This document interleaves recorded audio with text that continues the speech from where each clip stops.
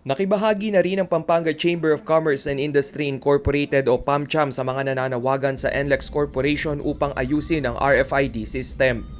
Ayon kay PAMCHAM President Rene Romero, nagsisimula pa lamang bumawi ang mga negosyante sa dagok na dala ng COVID-19 pandemic. Kaya naman ang palpak at mabagal na daloy ng transportasyon ay hindi raw makatutulong bagkus makadaragdag pa sa pasakit ng mga negosyante. Bawat delay ay maituturing na raw na pagkalugi. Apparently, mukhang nagkukulang sila. And recently, nakita namin ang mga Gatchalians of Valenzuela City gumawa na ng aksyon para talagang ipakita sa NLEX na talaga nahihirapan na tayo. And kahit na kaibigan namin at kasama natin sa PAMCHAM yan, no? Gusto rin namin silang gisingin na nahihirapan tayo, apektado ang business.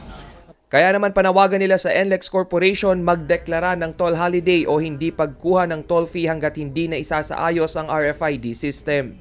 Kung hindi sila mag-rectify ng kanilang ginagawa ngayon, baka mapilitan kami sa mga susunod na araw, kung hindi mag-i-improve yan,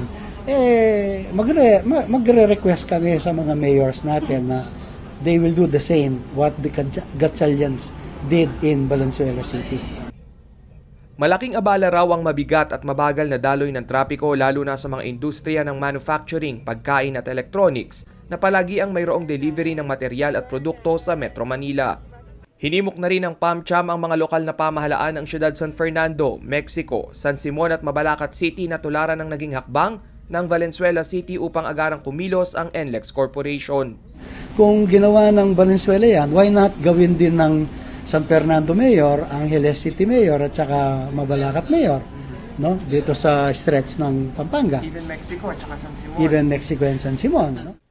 Nitong December 7 ay sinuspindi ni Valenzuela City Mayor Rex Gatchalian ang business permit ng NLEX dahil sa mabagal nitong aksyon sa problema ng RFID. Sa kasalukuyan ay malayang binabagtas ng mga motorista ang NLEX sa bahagi ng Valenzuela ng libre.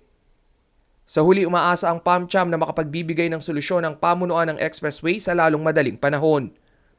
Ang NLEX Corporation ay 4 na taon na ring miyembro ng PAMCHAM. Rainiel Pawid, CLTV News.